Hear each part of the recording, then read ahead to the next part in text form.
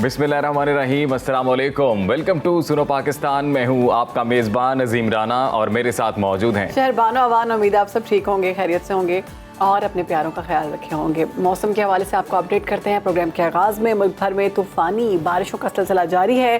ख़ास तौर पर सिंध और बलोचिस्तान में मूसलाधार बारिशों से मामलाते ज़िंदगी मफलूज होकर रह गया है। ठट्ठा और बदीन में दर्जनों बस्तियां डूब गई हैं। शहदाद गोट में भी सैकड़ों एकड़ रकबा ज़ेर आब आ चुका है। सड़कें तबाह हो गई हैं। कई इलाकों का ज़मीनी राब्ता कट गया है। मातेली, ठल, उमरकोट में हज़ारों एकड़ पर खड़ी फसलें तबाह हो गई हैं। सिंध के कई इलाके इस वक्त हम देख रहे हैं कि वो बुरी हालत में है। रानीपुर समेत कई इलाकों में हल्की और कहीं तेज़ बारिश का सिलसिला जारी है। महकमा मौसमियात ने पेशगोई की है कि आइंदा 24 घंटे के दौरान सूबाई दारुल हुकूमत लाहौर समेत पंजाब के शिमाल, मशरकी और जनूबी इलाकों में तेज़ हवाओं और गरज चमक के साथ मूसलाधार बारिश का इम्कान बताया जा रहा है। जी बिल्कुल, और साथ ही साथ चंद एहतियाती तदाबीर भी बताई गई हैं। PDMA की जानिब से अलर्ट जारी किया गया बिलखसूस सिंध में जहाँ पर सैलाबी सूरत हाल का खदशा है, और साथ ही साथ कुछ एहतियाती तदाबीर हमारे किसान भाइयों के लिए भी हैं कि ऐसी सूरत हाल में फसलों को शदीद नुकसान पहुँच भी रहा है और मज़ीद पहुँचने का खदशा भी है। तो उस हवाले से जो बर वक्त इक़दाम हैं वो करना लाजमी है। और जो मैदानी इलाकों में रिहाइश पजीर अफराद हैं, जब मूसलाधार बारिश हो तो उनके लिए भी एहतियाती तदाबीर हैं। और सबसे पहले तो यही है कि आपने एहतियात बरतनी है और आपने तारों के करीब नहीं जाना है ऐसी सूरत हाल में, और मखदूश इमारतों से दूर रहना है। जी, तो ये मौसम की सूरत हाल है। और अब हम बात करते हैं सियासी सूरत हाल की। तो मुल्की हालात की अगर बात करें, इस वक्त पार्लियामेंट का महाज बहुत गर्म दिखाई दे रहा है। कौमी असम्बली और सेनेट में एक के बाद एक बिल पेश किया जा रहा है। सुप्रीम कोर्ट के जजेस की तादाद में इजाफे का बिल सेनेट के बाद कौमी असम्बली में भी पेश किया गया, ताहम स्पीकर की जानिब से इसे मौखर कर दिया गया है। इसके साथ तौहीन अदालत और अदलिया के अस्पुत नोटिस के इख्तियार से मुतल्लिक बिल और ओवरसीज पाकिस्तानियों को मखसूस नशिस्तें अलॉट करने का बिल भी कौमी असम्बली में पेश कर दिया गया है। स्पीकर ने ये बिल्स मुतल्लिका कमेटी को भिजवा दिए हैं, मगर इस्लामाबाद में जलसे जुलूस के इनेकाद से मुतल्लिक बिल सेनेट की कायमा कमेटी बराए दाखिला ने मंजूर कर लिया है। और बिल में यह कहा गया है कि इस्लामाबाद में इजाजत के बगैर जलसा करने पर 3 साल, जबकि दूसरी बार गैर कानूनी जलसा करने पर 10 साल कैद की सजा होगी। बिल में यह भी कहा गया है कि डिस्ट्रिक्ट मजिस्ट्रेट के पास जलसे पर पाबंदी का इख्तियार होगा और वो पुलिस स्टेशन के इंचार्ज ऑफिसर को मुजाहिरीन को मुंतशिर करने की हिदायत दे सकता है। अगर जलसा मुंतशिर नहीं किया जाता तो पुलिस अफसर उसे ताकत के जरिए मुंतशिर कर सकता है। इस बिल की मंजूरी का मकसद क्या है, इससे किसको फायदा होगा, किसको नुकसान होगा, तो इसके लिए 8 सितंबर का तो इंतजार करना ही पड़ेगा, क्योंकि जलसे की कॉल दी गई है तब की PTI की जानिब से। दूसरी जानिब बलोचिस्तान का अगर हम जिक्र करें तो नेशनल असम्बली के सरबराह सरदार अख्तर मेंगल ने पार्लिमानी निज़ाम पर अदम एतमाद का इजहार करते हुए कौमी असम्बली की रुकनीत से इस्तीफा दे दिया है। और वो ये कहते हैं कि पार्लियामेंट में जो सियासत हो रही है उससे बेहतर है कि वो पकौड़ों की दुकान लगा लें। तो इस तमाम सूरत हाल पर बात करते हैं। बात करने के लिए हमें ज्वाइन किया है सीनियर तज्ज़ियाकार हैं राना मुबश्शिर साहब। राना साहब, बहुत शुक्रिया आपके वक्त का। सरदार अख्तर मेंगल साहब ने जो कहा है कि इससे बेहतर है कि मैं पकौड़ों की दुकान लगा लूँ, क्या समझते हैं, इतने दिल बर्दाश्त हो गए हैं? देखिए, ये निज़ाम जो है ना, ये डिलीवर नहीं कर सक रहा। और ये डिलीवर इसलिए नहीं कर सक रहा कि जो ट्रिकल डाउन इफेक्ट्स होते हैं, आवाम को जो समरात पहुंचने चाहिए वो नहीं पहुंच सक रहे।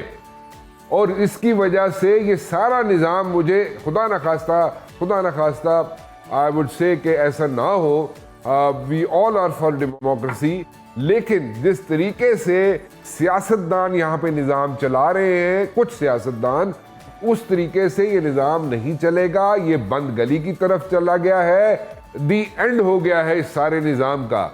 और मैं फिर दोबारा रिपीट करता हूँ कि जो अच्छे सियासतदान हैं, जो पढ़े लिखे सियासतदान हैं, जिनका विजन है, and those politicians who know के what is the way forward, उनकी बातें इंप्लीमेंट नहीं हो रही, जिसकी वजह से वो फ्रस्ट्रेट हो रहे हैं। या जिस तरीके से इस वक्त सियासत चल रही है, they are not satisfied with that, और वो घर बैठना ज़्यादा बेहतर पसंद करेंगे। इसीलिए जनाब मेंगल साहब ने कहा, सरदार साहब ने, कि इस सियासत से बेहतर है कि मैं पकौड़े की दुकान ला रहा हूँ।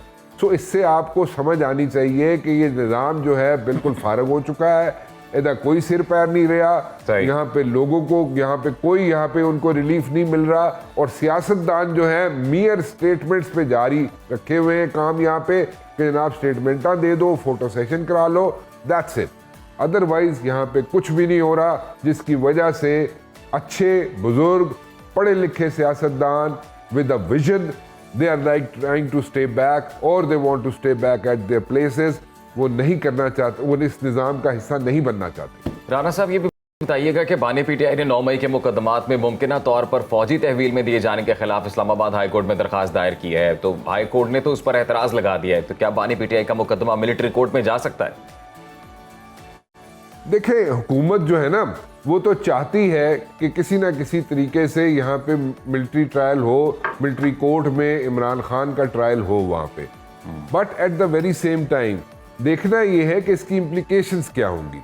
इम्प्लीकेशंस जो है वो जानना भी बहुत ज़रूरी है, क्योंकि वे करने की ज़रूरत है ना कि जनाब अगर वो मिलिट्री कोर्ट में इमरान खान के ख़िलाफ़ केस चलता है तो वो अगर तो पक्के पैरों पे है, उसके सॉलिड एविडेंसेस हैं, तो फिर तो वो उसका कोई ना कोई रिजल्ट निकलेगा।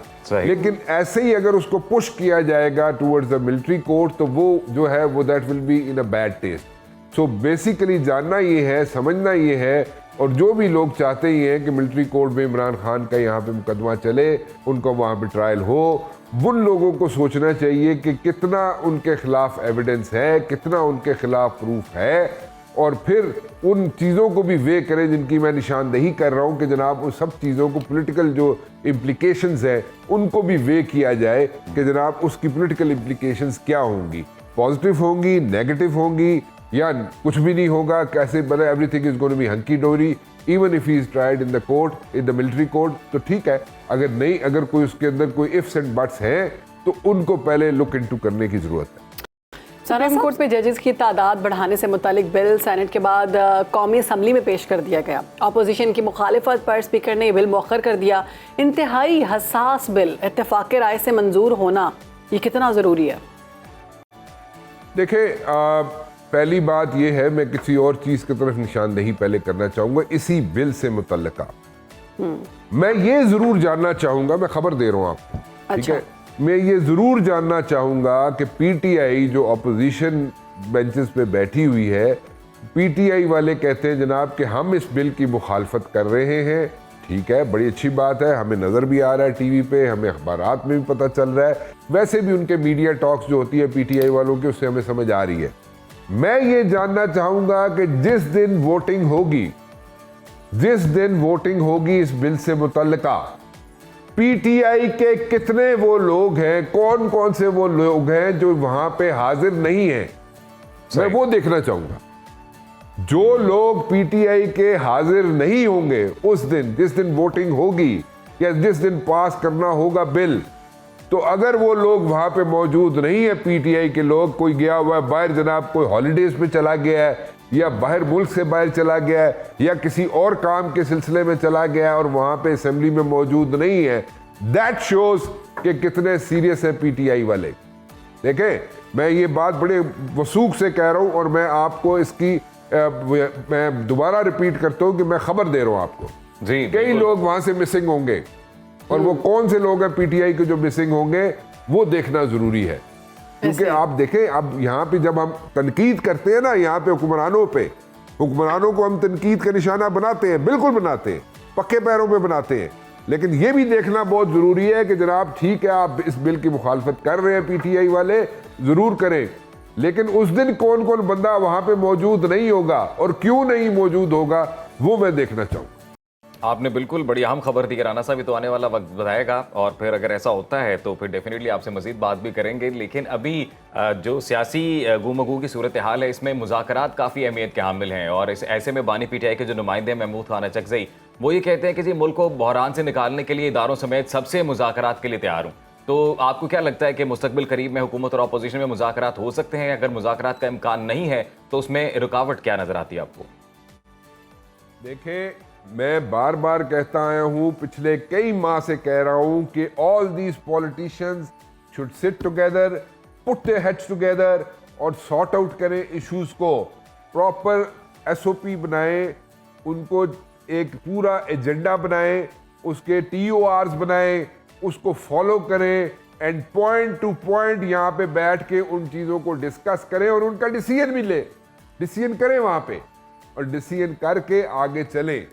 लेकिन अनफॉर्चुनेटली इतने महीनों से कह के हम थक गए। यहाँ से कोई उठता है कि नहीं जी असी नहीं करने मुज़ाकरात, उधर से कोई उठता है नहीं जी हमने नहीं करने मुज़ाकरात। तो ये नई वाली जो बात है ना कि नहीं असी नहीं मननी गल, उसमें ये ना हो कि कल को ये सारा सिस्टम ही कहीं वाइंड अप ना हो जाए, खुदा ना खास्ता। सो इसलिए मैं कहता हूं कि all this politicians should sit together, put the heads together और फोकस्ड रह के जीरो इन करके जो भी वहां पे पॉइंट्स हैं, जो भी इश्यूज हैं, A to Z एक कमरे में बंद हो जाएं यार, एक कमरे में, एक बिल्डिंग में बंद हो जाएं आप 2 दिन के लिए, 4 दिन के लिए, हफ्ते के लिए एक कमरे, एक बिल्डिंग में बंद हो जाएं, बैठ जाएं और सारे जनाब यहाँ पे इश्यूज जो है उनको सॉर्ट आउट करके निकलें। ये सीरियसनेस शो करेगा और ये इसी से आगे मुल्क चलेगा। अगर नहीं करेंगे आप लोग तो फिर कहीं ये ना हो कि कल देर ना हो जाएगी। तो देर हो गई तो फिर जनाब इंज करना चाहिए सी तो उन्हें इंज नहीं किया सी तो इन्हें इंज किया सी, वो फिर आटा गुंदे हिल्दी क्यूस हैं, वो गल्ला आ जाएंगी सामने, वो देर हो जाएगी बहुत। तो the sooner the better, they should like sort out all the things. Rana साहब, वज़ीर-ए-आज़म का ये दावा है कि अगस्त में महंगाई 3 साल की कम तरीन शरह पर आ गई है और मईशत बेहतर हो रही है, मगर माहिर मईशत डॉक्टर कैसर साहब कह रहे हैं, वो ये दावा कर रहे हैं कि मुल्क दिवालिया हो रहा है। मईशत बेहतर हो रही है या मुल्क दिवालिया हो रहा है, ये हो क्या रहा है हमारे साथ? देखिए जी, कैसर बंगाली को मैं जानता हूँ बहुत पुराना, ठीक है, और कैसर बंगाली एक 75 साल का आदमी है, ठीक है, और ठीक है आप उससे इख्तलाफ भी कर सकते हैं, उसकी अप्रोच से इख्तलाफ कर सकते हैं, आप उसकी बातों से इख्तलाफ कर सकते हैं, या कई दफ़ा वो बिल्कुल आप कहते हैं जनाब, लोग कहते हैं कि जनाब वो बिल्कुल नेगेटिव साइड पे चला जाता है कैसर बंगाली। ठीक है, आप तनकीद करें उस पर, लेकिन एक बात याद रखें, कैसर बंगाली जो है वो बिल्कुल जो है ना वो अपराइट आदमी है, ठीक है। अपराइट आदमी मैं इसलिए कह रहा हूँ कैसर बंगाली को कि देखें, कैसर बंगाली एक वे फॉरवर्ड दे रहा है आपको, एक रियलिटी चेक दे रहा है आपको, ठीक है, और वो कह रहा है जनाब कि इस तरह करें। पहली तो बात यह है कि मुझे नहीं समझ आई कैसर बंगाली को क्या प्रॉब्लम हुई थी, क्या तकलीफ हुई थी उसको कि वो जनाब 3 कमेटियों को हेड करने के लिए पहुंच गया था या 3 कमेटियों में शामिल होने के लिए पहुंच गया था। मुझे नहीं समझ आई उसकी। वो तो ऐसा आदमी है कि वो पीछे रहना ज़्यादा पसंद करता है। मुझे नहीं समझ आई वो कैसे आ गया। चले वो आ गया, अब वो अपनी इनपुट दे रहा है कमेटियों में, तो वो इनपुट जो दे रहा है उसकी बात तो सुन लेना। अगर वो गलत कह रहा है तो उसको कन्विंस कर दें जी कि नहीं तू गलत कह रहा है बंगाली, तू गलत कह रहा है, इस तरह नहीं इस तरह है, ठीक है। तो अगर वो कन्विंस नहीं भी कर रहे आप उसको और वो एडवाइजेस भी देता जा रहा है और आप लोग जनाब उसकी बात नहीं मान रहे और वो जनाब बता भी रहा है कि this is the way forward, इस तरह जनाब यहाँ पे इश्यूज़ हैं, इकॉनमी के सीरियस इश्यूज़ हैं, कैसे यहाँ पे ऑस्टेरिटी मेजर्स लेनी है, किस तरीके से ली जा सकती हैं। ना लें आप उसकी बातें ना माने, लेकिन उसको कन्विंस तो कर दें। वो उठा के रेजिग्नेशन भेज रहा है अपने घर से बैठ के, प्राइम मिनिस्टर को उसने घर से बैठ के रेजिग्नेशन भेजा है, ठीक है, सेक्रेटरी को उसने रेजिग्नेशन भेज दिया। उसके बाद सबको याद आ गया नहीं नहीं नहीं जी कैसर बंगाली ठीक कह रहे थे जी, कैसर बंगाली नाराज, और नाराज नहीं हो गया, और आज भी 7 मरले के घर ही रहता पे है, और 7 मरले का घर जो है कैसर बंगाली ने बनाया 75 साल की उम्र में, ठीक है। उसके पास कुछ नहीं, he is got nothing to lose, ठीक है। तो इसलिए मैं कह रहा हूँ कि उसकी बात अगर आपने नहीं भी माननी थी तो उसको कन्विंस कर देते कि जी ये हमारी कंपल्शन है, ये हमारे इश्यूज़ हैं, ये पॉलिटिकल इश्यूज़ हैं, ये जनाब इस तरह हमारे हाथ इस जगह में बंधे हुए हैं, ये काम हम कर सकते हैं, ये नहीं कर सकते, उसको कन्विंस कर देते आप, ठीक है। मैं फिर दोबारा रिपीट करूँगा, मुझे नहीं समझ आई आज तक कैसर बंगाली उन 3 कमेटियों में आ कैसे गया, ठीक है। अव्वल तो बात यह है कि गलती है उसको तीनों कमेटियों में नहीं आना चाहिए था, क्यों आया वो, ठीक है। चलो आ गया, एक अच्छी इनपुट देने के लिए आ ही गया है और वहाँ पे इनपुट दे ही रहा है, तो वो गल तो सुन लो, वो अपने वास्ते तो नहीं कह रहे, मुल्क वास्ते कह रहे थे। एनीवेज, बहुत शुक्रिया आपका राना मुबशर साहब, आपने सुनो पाकिस्तान को वक्त दिया और इस वक्त जो मुल्क की सियासी सूरत हाल है उस पर अपना तज्जिया पेश किया। तो शहरबानो अब आगे बढ़ते हैं, बिल्कुल जी, खेल की बात करते हैं। तो खेल के मैदान से तो बड़ी बुरी खबरें आई। टेस्ट सीरीज़ में पाकिस्तान को बदतरीन शिकस्त का सामना करना पड़ा। पिंडी टेस्ट सीरीज़ में कौमी टीम की तमाम तदाबीरें नाकाम हो गईं, तमाम चालें जो हमने कोशिश की उनको चलने की वो उल्टी पड़ गई। बांग्लादेश ने पाकिस्तान को टेस्ट सीरीज़ में वाइट वॉश शिकस्त देकर तारीख रकम कर दी। बंगाल टाइगर्स ने पहले टेस्ट में 10 विकेटों से शिकस्त दी। दूसरे टेस्ट में भी गैर मामूली कारकर्दगी का मुजाहरा करते हुए कौमी टीम की हिकमत अमली को नाकाम बनाया। 186 रन्स का हदफ 4 विकेटों के नुकसान पर पूरा करके पाकिस्तान को तारीखी शिकस्त से दोचार किया। पाकिस्तान ने 8 फरवरी 2021 को आखिरी बार होम सीरीज़ पर आखिरी टेस्ट जीता था। इसके बाद 3 साल गुजर चुके हैं और हम मैचेस हार रहे हैं, नाकामी का सामना करना पड़ रहा है हमें। कौमी टीम के जो कौमी प्लेयर हैं शान मसूद, उनकी कप्तानी में 5 मैच हम हार चुके हैं और 2 बार वाइट वॉश हो चुके हैं। कौमी टीम की बदतरीन शिकस्त के बाद शायकीन क्रिकेट सख्त मायूस नज़र आ रहे हैं और कौमी टीम और मैनेजमेंट में तब्दीलियों का मुतालबा किया जा रहा है। वाज़ेह रहे कि कौमी T20 जो वर्ल्ड कप था, कौमी टीम भी बदतरीन शिकस्त का सामना करना पड़ा उसको और चेयरमैन PCB ने बड़ी सर्जरी का ऐलान किया था मगर अभी तक नहीं हुई।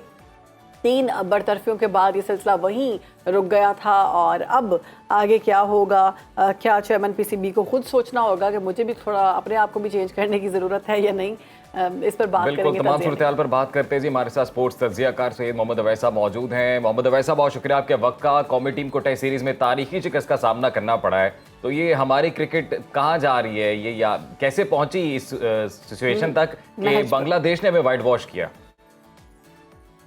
यहाँ इस्लामाबाद में तो ज्यादातर लोग दुआ कर रहे थे कि अल्लाह बारिश जो सी है वो कहीं ना कहीं बचा जाए हमें, लेकिन बारिश भी धोखा दी है। कसम से बारिश एक्सपेक्टेड थी बड़ी सीवियर, तो हमने कहा शायद कुछ ना कुछ बचत हो जाए, लेकिन देखें डिजर्व करते हैं हम जिस तरीके की हमने क्रिकेट पूरे टेस्ट सीरीज के अंदर खेली। कल शान मसूद खुद भी प्रेस कॉन्फ्रेंस में कह चुके हैं कि मैं माजरत चाहता हूँ अवाम के साथ, हमने क्रिकेट अच्छी नहीं खेली और लिटरली आप क्रिकेट खेली। आपके जो डिसीजंस थे पहले टेस्ट मैच के अंदर लेके वो भी आपके सामने था। फिर दूसरे टेस्ट मैच के अंदर अगर आप बात करें जिस तरीके से आपने वो डिसीजन, स्पेशली कैप्टनसी की अगर बात करूं, बॉलिंग यूनिट में खुद इस चीज़ के हक में था कि मीर हमजा को आप लेके आते, उसने 600 खिलाड़ियों को आउट किया हुआ है डोमेस्टिक के अंदर, लेकिन आपके पास एक टेरअवे क्विक जरूरी होता है टेस्ट मैच के अंदर। जब आपने 6 से 7 उनके खिलाड़ी आउट कर दिए हुए थे तो दैट मीन्स कि आपको प्रेशर कंटेन करने के लिए आपको टेरअवे क्विक चाहिए होता है। Naseem Shah was a good option. दोनों के नसीम शाह को किस लिए रेस्ट दिया गया था, यहाँ पर परफॉर्मेंस कोई ऐसा को बुरी नहीं थी। फिर उसके बाद जो सबसे ज्यादा आपको पता है जो दुख हुआ वो आपकी बैटिंग लाइनअप से है कि पाकिस्तान की बैटिंग लाइनअप की थोड़ी सी हिस्ट्री अच्छा, अवैस साहब ये बताएं कि ये कोई इतनी माजरत में ये वर्ड यूज़ कर रही हूँ मगर ये कोई इतनी नल्ली टीम नहीं है, कोई नई टीम नहीं है, इससे पहले बड़े रिकॉर्ड्स बना चुकी है, अच्छा खेल चुकी है। अब एक अरसे से इनको क्या हो गया है, क्या मसले हैं इनके साथ, क्या ये खेलना ही भूल गए हैं? वाइट वॉश हो रहे हैं, वाइट वॉश का जिम्मेदार कौन है? बॉलर्स परफॉर्म नहीं कर सके या बैटर्स परफॉर्म नहीं कर सके या फिर जो ऊपर मैनेजमेंट है उनकी तरफ से कोई प्रेशर है? ये इशू क्या है बेसिकली? देखिए, जिम्मेदार जब आप करते हो तो कलेक्टिवली पूरी टीम होती है। आपको जो बड़े बड़े नाम इस वक्त पाकिस्तान टीम के अंदर आ रहे हैं सबसे बड़े जिम्मेदार वो हैं। जब आप एक बात करो ना, चले कप्तानी की अगर बात कर लें, बाबर आजम बात कर लो, जो एक सीनियर प्लेयर्स होते हैं, मैं क्रिटिसाइज नहीं किसी को कर रहा, लेकिन जब टीम मीटिंग होती है, चाहे वो चाय के वक्फे पे हो, चाहे डे के एंड के ऊपर टीम मीटिंग हो, उसमें ये हिचकिचाहट महसूस करते हैं जो आपके सीनियर कैंपेनर्स हैं बात करते हुए। क्यों उनके ज़हन में ये बात चल रही होती है कि यार मेरी खुद की परफॉर्मेंस क्या है, ये ना कि कल कोई जो एक यंगस्टर वहां पर बैठा हुआ है उसका प्रेशर कुकर फटे तो सारा गुस्सा मुझ पे निकाल दे। लिटरली होता है मीटिंग्स के अंदर, जो पहले भी हमारे साथ भी मीटिंग्स के अंदर होता रहा मामला इसके अंदर। लेकिन सबसे बड़ा जो इशू आपका रहा है वो आपकी लैक ऑफ 4 डे क्रिकेट है। आपके लड़कों ने जो इस वक्त सीरीज के अंदर खेल रहे हैं, मुझे बताएं बांग्लादेश सीरीज से पहले कितने लड़कों ने आपके 4 डे क्रिकेट खेली हुई? आपके बहुत ही कम लड़कों ने 4 डे क्रिकेट खेली है। आपको यूज टू ही नहीं आपकी बॉडी रही। आप शाहीन शाह अफरीदी की बात कर लें, स्ट्राइक फास्ट बॉलर हम उन्हें कहते हैं, वो रेगुलर बेसिस पे T20 लीग्स खेल रहे हैं, पाकिस्तान के लिए सर्व कर रहे हैं, लेकिन जब लंबे फॉर्मेट क्रिकेट की बात आती है उन्होंने 4 डे क्रिकेट को टच नहीं किया। वो जो डोमेस्टिक की मैं बात कर रहा हूँ, सेम विद बाबर आजम आपको नजर आता है। जब आप मीर हमजा की बात कर लें, खुरम शहजाद की बात कर लें, ये वो लड़के जिन्होंने 4 डे क्रिकेट खेली, जिनको पता है कि 4 डे के अंदर हमने टीम को 2 दफा कैसे आउट करना है, तब जाके टेस्ट मैच जीता जाता है यहाँ पर। लेकिन मोहम्मद अवैस, अगर हम बांग्लादेश की परफॉर्मेंस की बात करें ना, तो लगा ऐसे ही जैसे हमारे कोई बी टीम, मतलब जिस तरह से उन्होंने हराया है हमें, चारों शारे चित किया उन लोगों ने हमें। उनकी बैटिंग देख लें, उनकी बॉलिंग देख लें और दूसरी तरफ हमारी परफॉर्मेंस देख लें। 5 साल के अंदर 5 चेयरमैन PCB जो है वो तब्दील हुए हैं। तो अभी मोहसिन नकवी साहब पर बड़ी जो है वो तनकीद की जा रही है कि एक तो वजारत दाखिला भी उनके पास है, वो ऑलरेडी इतनी हैवी वजारत है कि वहाँ पर पहले बहुत से काम है और वो बिजी है इस वक्त जो सिचुएशन बलूचिस्तान में बनी हुई है। दूसरी तरफ PCB एक फुल टाइम ड्यूटी है, तो आप क्या कहेंगे इस हवाले से? देखिए, मोहसिन नकवी साहब की पोजीशन अगर बात करूँ, सीरियसली बहुत चैलेंजिंग पोजीशन है। आपकी वजारत दाखिला सबसे बड़ी पोजीशन है, फिर पाकिस्तान क्रिकेट बोर्ड का चेयरमैन होना वो सबसे ज्यादा एक प्रेशर कुकर टाइप मोमेंट होती है, इतना आसान नहीं होता। फिर ACC की चेयरमैनशिप भी इनको मिल चुकी है, प्रेसिडेंटशिप, तो ये बहुत मुश्किल होगा। आई डोंट नो किस तरीके से इसको कॉप अप करते हैं, लेकिन जो वो डिसीजंस बार बार कह रहे हैं कि आपको तब्दीली नजर आएगी पाकिस्तान टीम में, अल्लाह करे कि वो इंप्लीमेंट होते हुए भी नजर आए। बहुत से चेयरमैन आपको पता है यही बात करते हैं, वर्बली करते हैं, लेकिन उसको इंप्लीमेंट नहीं करते। सबसे बड़ा जो मसला है, जो आपने खुद पॉइंट आउट कर दिया कि हमने इतने चेयरमैन चेंज किए हैं, जो चेयरमैन आता है वो अपना सेटअप लेके आता है, वो अपना जी हाँ। कप्तान को चेंज करता है, वो अपने पूरे डायनामिक्स को चेंज कर देता है, उसने डिस्टर्बेंस पैदा अच्छा, की हमारे है। पास वैसे वक्त अगर बड़ा कम है। बांग्लादेश अवैस, अभी शान मसूद हमें नज़र आए कप्तानी के तौर पर नाकाम दिखाई दे रहे हैं। पिछले 5 मैचेस में तो बहुत ही बुरे हालात थे। अब वो कह रहे हैं कि हम टेस्ट क्रिकेट के लिए ना अभी तैयार नहीं थे, हमें फ़िटनेस की ज़रूरत है, हम उतने फिट नहीं थे। तो इन सबको तो ट्रेनिंग नहीं करवाई गई थी काकूल एकेडमी में फ़िटनेस के हवाले से? देखिए, काकुल में जो ट्रेनिंग थी वो आपकी वर्ल्ड कप के लिए थी। जब 4 डे क्रिकेट या टेस्ट क्रिकेट की फिटनेस आती है, दैट्स अ डिफरेंट टॉपिक, क्योंकि आपको मैच फिट होना पड़ता है। कहा ना कि स्टार्ट में ही आपके पता लग रहा है कि इतनी ज्यादा हमने T20 को वाइब्रेंसी दे दी हुई है कि आपके जो लड़के हैं वो 4 डे क्रिकेट नहीं खेलना चाहते। और लिटरली होता है डोमेस्टिक के अंदर। आपको यंगस्टर हमारा आ रहा था, बेचारा हमसे कंप्लेन करता है कि सर जब तक मुझे पता है कि मैं बाबर आजम या रिजवान, जो बड़े प्लेयर्स हैं हमारे, उनको आउट नहीं करूंगा 4 डे क्रिकेट के अंदर, मुझे लाइमलाइट नहीं मिलेगी, क्योंकि बाबर आजम को इसने आउट किया 2 दफा, तब जाके मुझे पता पाकिस्तान की कॉल आनी है। हमें इस चीज के ऊपर जोर देना पड़ेगा, जो अब शायद हमें जाके अक्ल आ रही है ऐसे क्रिकेट बोर्ड के हेड्स तो को अभी भी। अपकमिंग सीरीज अवैस, अभी तो अपकमिंग सीरीज इंग्लैंड जैसी टीम के साथ आ रही है, तो अब आपको क्या लग रहा है, मेजर सर्जरी जो कह रहे थे मोहसिन नकवी साहब, वो हो चुकी हुई है या अभी होनी है? देखिए, वो अब मैं वही कहा ना कि अब जब वर्बली कह रहे हैं, वर्बली की अलग चीज, इंप्लीमेंटेशन आपकी इंपॉर्टेंट है कि आप करते नहीं करते। पहले भी चेयरमैन आके वर्बली कहते हैं, इंप्लीमेंट नहीं करते। आपकी अगली सीरीज इंग्लैंड के साथ है, मुल्तान नहीं है, लेकिन आपको ये भी पता है कि पाकिस्तान इस वक्त चैंपियंस जो टेस्ट चैंपियनशिप है उसकी दौड़ से बाहर हो चुका है। फाइनल दूर की वाले टेस्ट चैंपियनशिप की दौड़ से बाहर हो चुके हैं। इंपॉर्टेंट सीरीज इसलिए जो लड़के डोमेस्टिक के आपके टॉप परफॉर्मर्स हैं उनको याद रखिएगा, हमेशा आप अपने सॉइल पे चांस देते हो, क्योंकि उनको पता होता है विकेट्स का कि वो कैसे परफॉर्म कर रही हैं। ना कि आप जाके ऑस्ट्रेलिया जैसी डेंजरस विकेट्स पे आप देते हो जो अपना बेचारा कैरियर तबाह कर बैठता है। आपको चेंजेस करनी पड़ेंगी। हुरैरा आपके पास मौजूद है, कामरान गुलाम आपके पास लड़का मौजूद है, ऐसे आपके पास बहुत से टॉप परफॉर्मर्स डोमेस्टिक के अंदर है लड़के जो पाकिस्तान के दरवाजा खटखटा रहे हैं, उनको खुदारा चांस दें। नहीं तो यही चीज होता रहेगा कि आपका लड़का यूएसए के लिए खेलेगा, कनाडा के लिए खेलेगा, फिर आप रोते रहेंगे कि हमें आगे वर्ल्ड कप में मारा है। बिल्कुल ठीक है जी, बहुत शुक्रिया आपका। स्पोर्ट्स एनालिस्ट हमारे साथ सैयद मोहम्मद अवैस, और वो भी परेशानी दिखाई दी है पाकिस्तानी क्रिकेट टीम की कारकर्दगी पर। जो मेन चीज़ समझ आई हुई है कि T20 वर्ल्ड कप खेलकर और T20 से ये लोग इतने मुतासिर हो चुके हैं कि टेस्ट सीरीज़ के लिए इनके पास स्टैमिना नहीं मौजूद। लास्ट टाइम तो शायद बानो गालिबन 2017 में जो चैंपियंस ट्रॉफी जीती जब सरफराज अहमद कप्तान थे, उसके बाद से तो मेरा नहीं ख्याल पाकिस्तान कोई मेजर इवेंट जीत सका है। पाकिस्तान क्रिकेट टीम बहरहाल तब से मायूसी कर रही है। अभी तो आने वाला वक्त बताएगा मजीद क्या तब्दीलियाँ इसमें होती हैं। बहरहाल ब्रेक लेते हैं जी, ब्रेक के बाद वापस आएंगे। Welcome back after the break नाजरीन। अब आपको बताते हैं कि मौजूदा दौर में ख़वातीन को सेल्फ डिफेंस की बहुत ज़रूरत है और मुख्तलिफ चैलेंजेस का क्योंकि उन्हें सामना करना पड़ता है, तो सेल्फ डिफेंस की महारत ना सिर्फ उनकी हिफाजत बल्कि ख़ुद एतमादी में भी इजाफा करती है। ये एक ऐसा हुनर है जो लड़कियों को ना सिर्फ जिस्मानी तौर पर मजबूत बनाता है बल्कि जहनी तौर पर भी उनको तैयार करता है कि वो मुश्किल हालात का बहादुरी से सामना करें। मार्शल आर्ट भी एक ऐसी तकनीक है जिसके ज़रिए इंसान बगैर किसी हथियार के ख़ुद को हर किस्म के हमले से महफूज रख सकता है। तो हमारे साथ एक ऐसी मेहमान शख्सियत मौजूद हैं जो mixed martial arts Asian championship में गोल्ड मेडल हासिल कर चुकी हैं। ईमान अली उनका नाम है। ईमान, आपको वेलकम करते हैं सुनो पाकिस्तान में। सबसे पहले तो आपको बहुत बहुत मुबारक हो। आप एशियन चैंपियनशिप का जिक्र करते हैं, आपने गोल्ड मेडल हासिल किया, इसमें कैसा तजुर्बा रहा और अपनी जीत पर क्या कहेंगे आप? फर्स्टली मैं कहना चाहती हूँ कि अल्हम्दुलिल्लाह for everything, thank you so much for having me on the show. जीत के बहुत खुशी हुई मुझे। ये सिर्फ इस एक फ़ाइट की मेहनत नहीं है, ये 3 साल ऑफ लाइक इंटेंस ट्रेनिंग, 10 साल इन मार्शल आर्ट्स, उसकी मेहनत की वजह से इस गोल्ड मेडल हासिल हुई है। तो अल्हम्दुलिल्लाह फॉर एवरीथिंग। वो काफ़ी आसान लगता है क्योंकि फ़र्स्ट राउंड फिनिश हुआ था, मगर हम लोग नहीं देखते कि कितनी मेहनत लगती है एक जीत के पीछे। तो ईमान, आप तो मार्शल आर्ट्स चैंपियन हैं, ये बताइएगा कि जब आपने मार्शल आर्ट्स को प्रैक्टिस करना शुरू नहीं किया था तब लाइफ कैसी थी, तब आपकी पर्सनैलिटी कैसी थी और उसके बाद फिर क्या तब्दीली आई? तो मैंने सेल्फ डिफेंस से शुरू की थी 2014 में, और उससे पहले मुझे याद है मेरी कॉन्फिडेंस काफ़ी लो थी। मैं ऑफन थोड़ी सी डिप्रेसिव एपिसोड्स में आती थी, मेरे अंदर काफ़ी गुस्सा भी था, कोई आउटलेट नहीं था जहाँ मैं ये सारे इमोशंस सब कुछ प्रोसेस कर सकूं। तो अल्हम्दुलिल्लाह कि martial arts I can say save my life in a way, because इसने मुझे लाइक सिखाया कि मुझे पेशेंट होना चाहिए, अपने इमोशंस कैसे मैनेज करना चाहिए। ऑब्वियसली मार्शल आर्ट्स में रिस्पेक्ट एक बहुत बड़ी चीज़ होती है, तो मैं एक बहुत बड़ी मैं बहुत आपको ये रास्ता किसने दिखाया? मुझे खुद ही मिला है। अच्छा। अच्छा ईमान, हम देख रहे हैं कि ख़वातीन को सेल्फ डिफेंस में बहुत मदद करती है इस तरह की चीज़ें। इससे पहले हमने ख़वातीन को दीगर खेलों की जाने बढ़ते हुए देखा, क्रिकेट हो गई और बाकी खेल।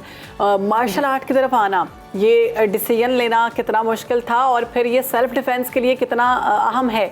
ख़वातीन को वैसे भी इसको सीखना चाहिए या नहीं?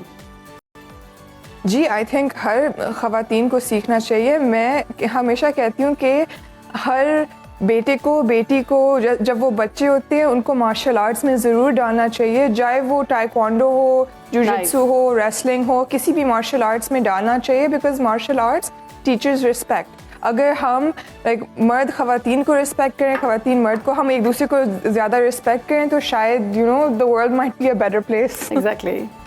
अच्छा ईमान, आजकल हमने देखा है कि जी काफ़ी व्यूवरशिप है मिक्स मार्शल आर्ट्स की भी, तो आपके बड़े चर्चे हैं, आपकी साथी बानो भट्ट उनके बड़े चर्चे हैं। पिछले दिनों वो भी हमारे प्रोग्राम में तशरीफ़ लाई थी, तो कैसा महसूस होता है जब तारीफ़ मिलती है, अप्रिसिएशन मिलती है इतने?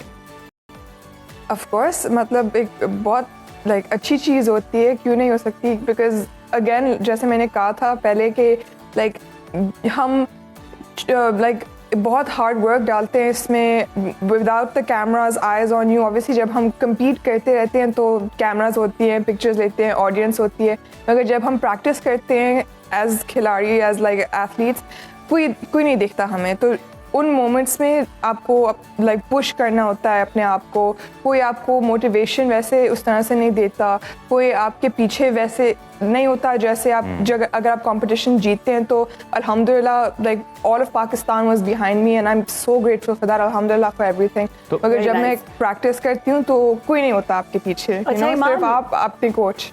ओके ईमान, हमें ये बताइएगा कि मतलब मैं भी एक लड़की हूँ, ख़वातीन को तो सिन्फ़े नाजुक के तौर पर देखा जाता है और वो भी सख्त काम नहीं करती, सख्त हाथ लग जाए तो दर्द होती रहती है। तो स्टार्ट में ज़ाहिर आपके लिए भी मुश्किलात होती होंगी, ऐसा कोई वाक़या जो बहुत ज़्यादा चोट लग गई हो? हालांकि शायद बानो भी मार्शल आर्ट प्रैक्टिस नहीं करती है, लेकिन फिर भी लोग डरते हैं इनसे। अगर इन्होंने प्रैक्टिस शुरू कर दी तो ये क्या करेंगे? मैं भी सिन्फ़े आहन हूँ, आप भी सिन्फ़े आहन हैं, हम सबको सिन्फ़े आहन होना चाहिए, सिन्फ़े नाजुक के साथ साथ। तो कोई ऐसा वाक़या जो दिलचस्प हो हमारे साथ आप शेयर करना चाहें? देखिए, आई थिंक फर्स्टली एक बहुत बड़ा मिसकंसेप्शन है कि ख़वातीन नाजुक होती हैं। हम बिल्कुल नाजुक नहीं होती। चलो जिस्म में शायद मर्द से ज़्यादा नाजुक हैं, मगर ज़हनी तौर पे दिमाग में हम बिल्कुल नाजुक नहीं हैं। और 2 साल पहले मैंने अभी अपने इंस्टाग्राम पे भी पोस्ट किया था, 2 साल पहले इसी महीने में मैं एक फ़ाइट से पहले एक कुत्ते ने काटा था मुझे और मेरे पूरे जिस्म पे स्कार्स लगे हुए हैं। तो ऑब्वियसली मैं फ़ाइट नहीं कर सकती थी। वो 1-2 महीने hospitals, I was in and out of hospitals, stitches लगी थी, 1-2 ऑपरेशंस भी हुई थी, शॉट्स भी लगी थी, and it was a very difficult time in my life. मैं ट्रेन भी नहीं कर सकती थी, मगर अल्हम्दुलिल्लाह जैसे मैंने कहा था, इन माय माइंड मैं मजबूत थी। मैंने कहा चलो ये ज़िंदगी में चीज़ें होती हैं, बस शुक्र अदा करें अल्लाह का कि इससे बुरा। तब से आपने इरादा किया कि अब तो मैं मिक्स मार्शल आर्ट करूँगी और कुत्ते क्या इंसानों को भी नहीं छोड़ूंगी? उसके बाद मतलब जैसे मेरी ट्रेनिंग शुरू हो गई थी, मैं ताजिकिस्तान गई थी IMMAF एशियन चैम्पियनशिप में और मैंने ब्रॉन्ज मेडल हासिल किया था वहाँ। तो it was a good comeback story for my self कि मैं कुछ लोग हमारी ज़िंदगी में ऐसे होते हैं कि उनको देखकर हमारा भी दिल करता है कि काश हमें भी मिक्स मार्शल आर्ट आती होती तो इनको मज़ा चखाते। और आपकी ये विजुअल्स देख के मुझे ऐसे अजीब सा एक जोश सा पैदा हो रहा है, ये सब लड़कियों को करना चाहिए। और बस ठीक है, इस सेगमेंट के बाद शेर बानो और ईमान अली आप लोग राब्ता करें ना और प्रैक्टिस स्टार्ट करें। आप मुझे भी ट्रेनिंग दें, आप कहाँ पर होती है, मैं भी सीखना चाहूँगी। इंशाल्लाह मैं कराची में होती हैं, आप जरूर आ जाएं। Thank you. चले, बहुत शुक्रिया आपके वक्त का ईमान अली, आपने वक्त दिया जी। सुनो पाकिस्तान, और ये बात दुरुस्त है कि इमोशनली जो है वो ख़वातीन, मतलब फिजिकली हो सकता है कि बंदे ज़्यादा मजबूत हों, लेकिन इमोशनली मुझे लगता है ख़वातीन ज़्यादा स्ट्रॉन्ग होती हैं। इसमें कोई शक नहीं है। जिस तरह वो ईमान अली भी बता रही थी कि उन्हें उनके इमोशंस ने जो हेल्प आउट किया है और फिर उसके बाद फिजिकल स्ट्रेंथ की जाने बढ़ी, और जब उन्होंने प्रैक्टिस किया है तो फिर वो विजुअल्स हमने देख लिए। देखिए, माँ बनना एक बहुत बड़ा एजाज़ है जो परवरदिगार ने औरत को दिया है, और वो आसान नहीं है बिल्कुल किसी तरह से भी। तो वो अगर आप फिजिकली तो आप मजबूत हैं ही, लेकिन अगर आप इंटरनली और आप ज़्यादा मजबूत होते हैं अपनी सोच के तौर पर, तो फिर आप वाकई आगे लेकर कुछ चल सही सकते पावर हैं। आ जाती है। तो अभी ब्रेक ले रहे हैं जी यहाँ पे हम जी लोग? जी ब्रेक ले रहे हैं, अभी ब्रेक लेते हैं जी, ब्रेक के बाद वापस आएंगे, कहीं मत जाइएगा। वेलकम बैक जी। आगे बढ़ेंगे, बात करेंगे मईशत की। तो हुकूमत की जानिब से महंगाई की शरह कम होने और मईशत बेहतर होने के दावे सामने आ रहे हैं। वज़ीर आज़म शहबाज शरीफ ने गुज़श्ता रोज़ वफाकी काबीना के इजलास से खिताब करते हुए दावा किया कि महंगाई बढ़ने की शरह 38% से कम होकर सिंगल डिजिट 9.6% पर आ गई है। ये अगस्त में महंगाई की शरह 3 साल की कम तरीन सतह पर रिकॉर्ड की गई। वज़ीर आज़म ने बताया कि मईशत में बेहतरी के लिए IMF की शराइत के तहत काम कर रहे हैं और उम्मीद ये है कि पाकिस्तान की तारीख का आखिरी प्रोग्राम होगा। वज़ीर ख़ज़ाना मोहम्मद औरंगज़ेब भी पीछे न रहे। उन्होंने खुशखबरी सुनाई कि मईशत की समत दुरुस्त कर दी गई है। गैर मुल्की जो इदारे हैं पाकिस्तान की मईशत को बेहतर करार दे रहे हैं और IMF एग्जीक्यूटिव बोर्ड से मुआहदे की मंजूरी करीब है। मगर अपोजिशन और चंद माहिरीन हुकूमत के इन दावों को मानने के लिए तैयार नहीं है। मुमताज़ माहिर मईशत डॉक्टर कैसर बंगाली ने हुकूमत की मौशी पॉलिसियों पर मायूसी का इजहार करते हुए दावा किया है कि मुल्क दिवालिया हो चुका है, मईशत तबाही की जानिब गामजन है, लेकिन किसी को इसकी कोई परवाह नहीं। अपोजिशन लीडर उमर आयूब भी ये दावा कर रहे हैं कि PTI की हुकूमत में बेहतरीन मईशत चल रही थी। नाअहल हुक्मरानों ने एक चलती मईशत को तबाह कर दिया, जिसका खमियाजा आज हम सब एक कौम की में भुगत। दूसरी जानिब ये भी इतलात आ रही हैं कि IMF ने बिजली बिलों पर सब्सिडी और सोलर मंसूबे पर तहफ़्फ़ुज़ात का इजहार करते हुए डू मोर का मुतालबा कर दिया और नए कर्ज प्रोग्राम से पहले 3 नई शराइत पेश कर दी हैं और वाज़ेह किया है कि सूबों ने बिजली और गैस पर कोई सब्सिडी ना देने पर इत्तेफाक जी बिल्कुल। और अब सूबाई हुकूमतें वादों के खिलाफ कोई पॉलिसी नहीं बना सकती, तो इस तमाम तर सूरत हाल पर बात करते हैं। हमारे साथ मौजूद हैं सीनियर माहिर मईशत डॉक्टर खाकान नजीब साहब। डॉक्टर साहब वेलकम टू सुनो पाकिस्तान, बहुत शुक्रिया आपके वक्त का। सर, हुकूमत की जानिब से मुसलसल ये दावा सामने आ रहा है कि महंगाई बढ़ने की शरह 38% से कम होकर सिंगल डिजिट पर आ गई है, तो आप हुकूमत के इस दावे से कितना इत्तेफाक करते हैं? बिस्मिल्लाहिर्रहमानिर्रहीम। देखें, अगर आप मई में देखें 2023 में, तो ये बात सही है कि जो चीज़ें या CPI और लोगों के लिए चीज़ें जिस तरह कीमतें बढ़ रही थी, दे were about 38% year on year. यानी कि मई 2023 में कीमतें जो बढ़ी वो पिछले मई से अगर आप देखें तो 38% बढ़ी। अगस्त पिछले साल देखें तो 27% बढ़ी। इस अगस्त में जो अभी आया वो 9.6% है। तो इस मतलब क्या है? मतलब ये इन्फ्लेशन यानी कि कीमतों के बढ़ने की शरह जो है वो बदतदरीज कम हो गई है। पिछले अगस्त 27% बढ़ी थी, इस अगस्त 9.6% बढ़ी। पर लोगों के लिए जो अच्छी बात है वो ये है कि फूड इन्फ्लेशन 2-2.5% पे आ गई है। यानी कि जो कीमतों के बढ़ने की शरह उन चीज़ों में है जो उनके बजट का 40-50% होंगी, उसमें खातिर खा कमी आई है। देखिए, इस वक्त जो अथॉरिटीज़ कह रही हैं आपको, वो एक टिपिकल IMF बिहेवियर की इकोनॉमी एक्सप्लेन कर रही हैं। इसका क्या मतलब है कि एक स्टेबिलिटी है। स्टेबिलिटी का क्या मतलब है कि ये हमने कीमतों के बढ़ने की शरह की गुफ्तगू कर ली, एक करंट अकाउंट यानी कि जो एक्सटर्नल खसारा है, इकोनॉमी को स्लो करके मॉनेटरी टाइटनिंग यानी कि 22% का पॉलिसी रेट था, अब 19.5 है, वहाँ पे रख के हमने इकोनॉमी को स्लो किया, इंपोर्ट टूट गई। करंट अकाउंट यानी कि एक्सटर्नल का खसारा यानी कि जो हमारा बैरूनी खसारा था डॉलर्स का, वो कम हो गया और पाकिस्तान की ग्रोथ जो है पिछले साल 2-2.5% के करीब आ गई। ये है इकोनॉमी, डिफॉल्ट से बच गए, IMF के पास पहुंच गए। IMF क्या है? ICU का डॉक्टर। सो एक इकोनॉमी है जो ICU में है। अब लोग क्या फील कर रहे हैं? लोग ये कहते हैं कि नहीं, हमें जाते हैं तो कीमतें बढ़ी हुई हैं। ये क्या बात हुई? That is correct. कीमतों के उनके बढ़ने की शरह में कमी आई है। So that's a help to them. अगर उसी तरह बढ़ती रहती, इकोनॉमिक स्टेबिलिटी ना आती तो उनको तकलीफ होती। That is I think the reality that everyone has to understand. ये जो इंटरनेशनल एजेंसीज ने पाकिस्तान की रेटिंग बेहतर की है और अभी जो इन्फ्लेशन सिंगल डिजिट हुई है, इसका कोई फ़ायदा पहुंचेगा आम आवाम को?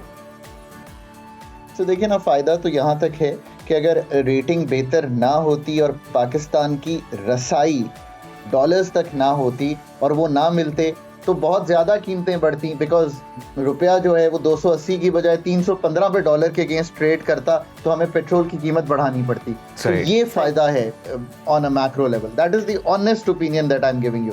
बट अब भी ये रेटिंग एक हाई रिस्क कैटेगरी की है, ये भी नहीं भूलना चाहिए। पाकिस्तान की इकोनॉमी फंडामेंटल रिफॉर्म मांगती है। आप चाहते हैं बिजली की कीमतें ना बढ़ें, अब फंडामेंटल रिफॉर्म कीजिए। कीमतों पे सब्सिडी देना is not a smart thing to do. ये तो एक चीज को मौखर कर सकते हैं, बट पाकिस्तान के एनर्जी सेक्टर जी, एनर्जी सेक्टर की तंजीमें न करना, ये एक बड़ी फर्क बात है। नजीब साहब, इसी तरह से हमारे लिए IMF का बेल आउट पैकेज भी उतना ही ज़रूरी है, लेकिन अभी ताहाल जो एजेंडे की उनकी लिस्ट है उसमें पाकिस्तान को शामिल नहीं किया गया, सितंबर की भी जो आई है। ये बात आपकी दुरुस्त है। पाकिस्तान के अभी 2 एक्सटर्नल के चैलेंजेस हैं। $12 अरब का रोल ओवर कराना है और दूसरी बात $2 अरब नए अरेंज करने हैं। जब पाकिस्तान अथॉरिटीज़ ये काम कर लेंगी, because IMF world wide is very strict on this these days. Sri Lanka के साथ बहुत वक्त लगा यही काम करने का कि अपने डेट की सेटलमेंट कीजिए। आई थिंक अथॉरिटीज़ पाकिस्तान की जो हैं, उन्होंने जब 12 जुलाई को ये किया था, उसी दिन से या उससे पहले से ये रोल ओवर्स और ये $2 अरब का शॉर्टफॉल है, ये पूरा कर लेना चाहिए था। ये जो अब डिले है अगस्त सितंबर का, और लग नहीं रहा कि शायद सितंबर में, अभी तक तो 13 तक तो बोर्ड पे नहीं आया, फिर सर्कुलेशन होनी है, मे बी थोड़ा और डिले हो। हाँ खान साहब, हो जाए। वज़ीर आज़म और वज़ीर ख़ज़ाना ये दावा कर रहे हैं कि मईशत जो है वो बेहतर हुई है, और हम देख रहे हैं कि असरात बेहतर हो रहे हैं मईशत के हवाले से, मगर डॉक्टर कैसर बंगाली साहब कहते हैं कि मुल्क दिवालिया हो चुका है, मईशत तबाही की तरफ गामजन है, और ये जो दावे किए जा रहे हैं ये सरासर गलत हैं। तो आप क्या समझते हैं, किसका दावा दुरुस्त है? देखिए, मैं तो अपना दावा दे सकता हूँ। That is the following. एक मैक्रो स्टेबिलिटी है मुल्क में, जिसका मतलब है रिजर्व्स 2 माह की सतह पर हैं, ये फैक्ट है। 3 माह पे एक कंफर्टेबल सिचुएशन आ जाती है, तो हम कहीं कंफर्टेबल से कम सतह पर हैं। रेटिंग्स अभी भी मुल्क की हाई रिस्क पर हैं, पर 1 नॉच ऊपर चली गई हैं। नंबर 3, एक IMF का एक्सटेंडेड फंड फैसिलिटी आपके पास है, तो आप $26 अरब इकट्ठे कर लेंगे।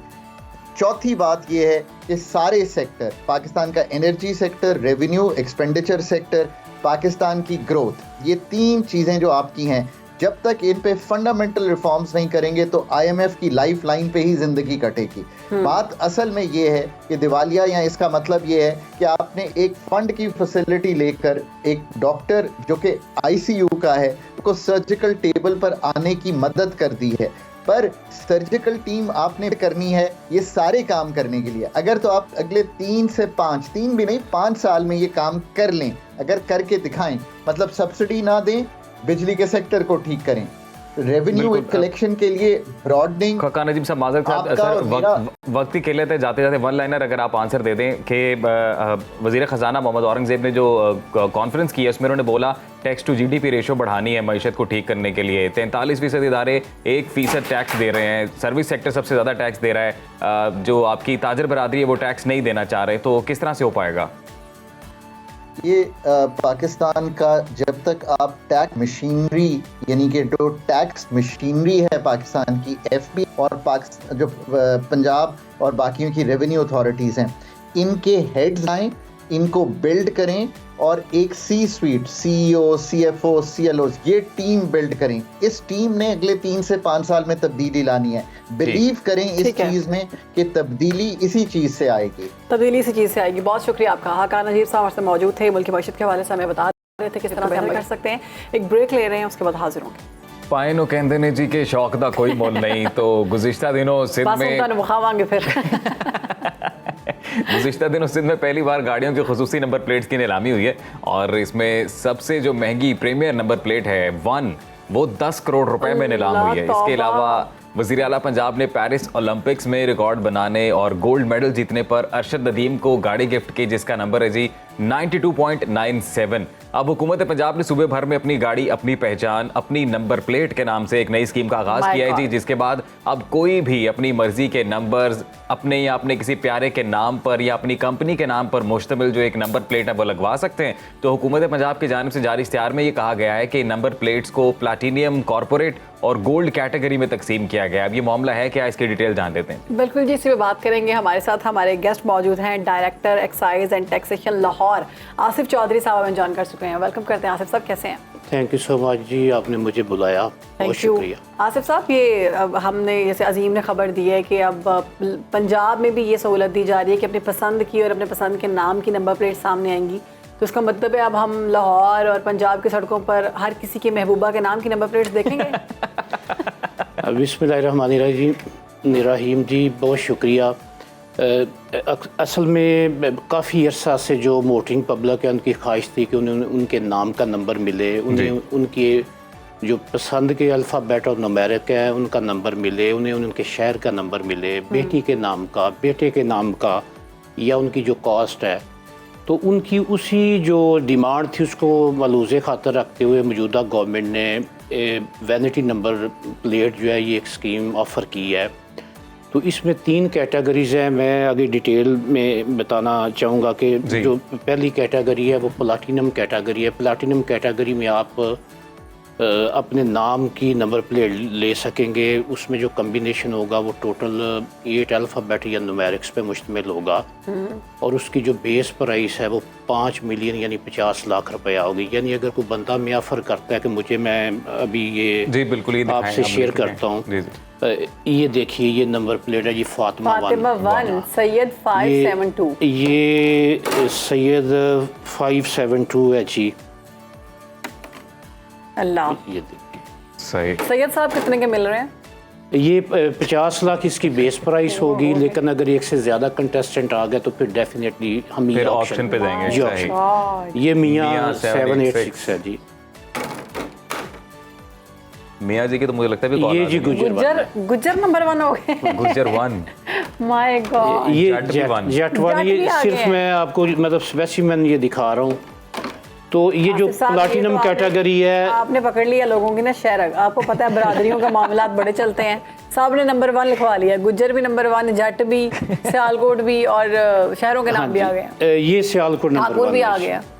वाह वाह। लाइक दैट आप अपने जो निक नेम है उस तरह का नंबर भी ले सकते हैं। ठाकर 1 है या टोनी 1 है, इस किस्म के। ये चौधरी साहब इफ्तार ठाकर साहब ने तो नहीं बनवाई? जी ठाकर साहब से मेरी डिस्कशन हुई थी, वो मेरे ब्रांड एम्बेसडर, उम्मीद है आज मेरी उनसे मुलाकात है। उन्होंने कहा जी मेरा जो मनपसंद नंबर है वो 9 नंबर है। मैंने सही गेस कर तो ठाकर साहब की जो मेहरबानी है उनको मलूज़े खातर रखती है, फिर मैंने रात ही ये नंबर प्लेट। चौधरी साहब फिर ये इतने आप रेट्स बता रहे हैं, 50 लाख, 1 करोड़, और जिस तरह से अगर 2 लोग आ जाएंगे तो फिर इसके पैसे बढ़ जाएंगे। तो ये हमारे वाला खेल नहीं है, ये मतलब शौकीन लोगों का नहीं। आप यूँ कह सकते हैं कि डेफिनेटली जो वही बिकता है जिसकी डिमांड होती है, या वही ख़रीदता है जिसके पास कैपेसिटी होती है।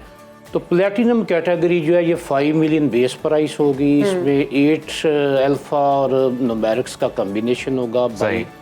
बाई नेम आप ले सकते हैं, आप अपने किसी मतलब जना साहब के नाम पे ले सकते हैं, इकबाल साहब के नाम पे ले सकते हैं, बुल्ले शाह साहब के नाम पे ले सकते हैं। ये प्लैटिनम कैटेगरी हमारे, हाँ जी, जो हमारे मशाखीर हैं, जो हमारे बुजुर्ग हैं, या यूँ कहिए जो हमारे हीरोज़ हैं।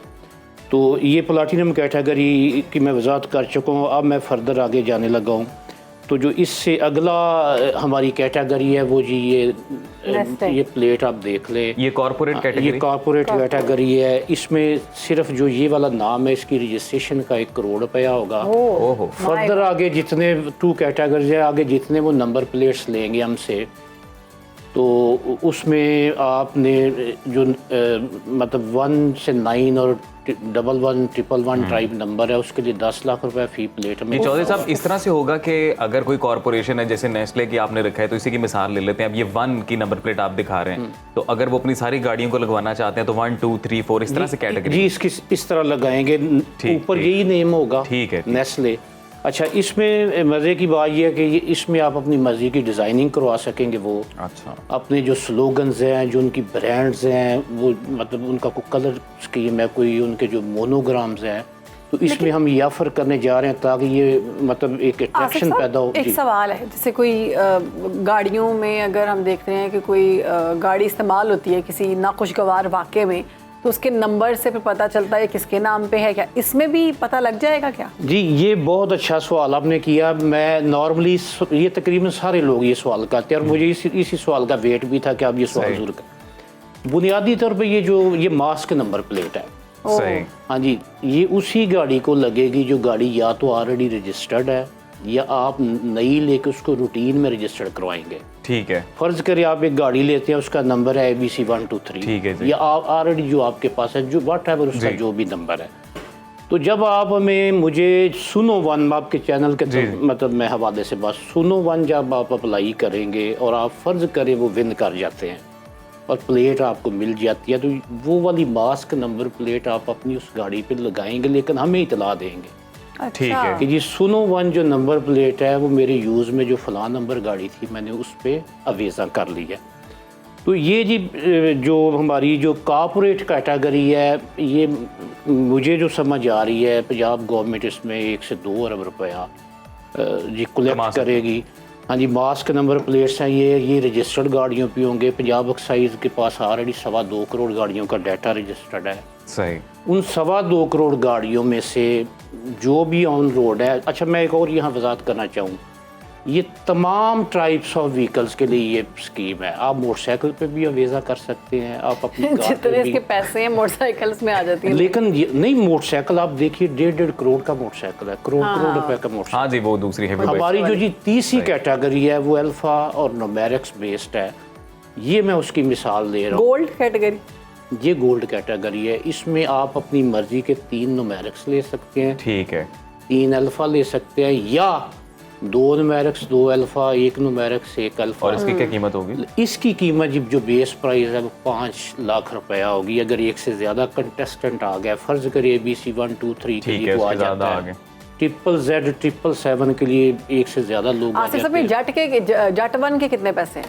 ये जो बाई नेम जो प्लैटिनम कैटेगरी है जिसमें आप अपने नाम का कास्ट, बेटे के नाम का, अपने नाम का, या यूं कह ले किसी मतलब अपनी जो आपकी जो स्पिरिचुअल को पर्सनालिटी है जिसको आप लाइक करते हैं, मतलब किसी बिल्कुल एसोसिएशन क्रिकेटर को लाइक करते हैं, उसके नाम की जितनी नंबर प्लेट्स होंगी इसकी जो बेस प्राइस है ये 50 लाख रुपए। अच्छा चौधरी साहब, लेकिन इससे पहले भी हमने मुतअद्दिद बार गाड़ियां तो देखी हैं, मतलब जिन पे इस तरह के नंबर लगे हुए होते हैं कि फलाना वन इस तरह से, तो कई दफ़ा पहले भी था। ये कोई नई, यही इलीगैलिटी है। बुनियादी तौर पर ये पंजाब में ऐसी कोई स्कीम नहीं थी। अगर कोई गुजर वन या जट वन या राई वन या पाकिस्तान वन लगा के घूम रहा है तो बुनियादी तौर पे वो लॉ को वायोलेट कर रहा था। और कुछ लोगों ने अल पाकिस्तान लिखा होता है, वो भी गलत है, वो भी गलत है। सही। जो ये इलीगैलिटी है ना, पंजाब गवर्नमेंट ने इसी इलीगैलिटी को फिल करने के लिए जो शायकीन है, जो मतलब यूं कह ले वो लोग जो इस किस्म के जो क्रेज या शौक रखते हैं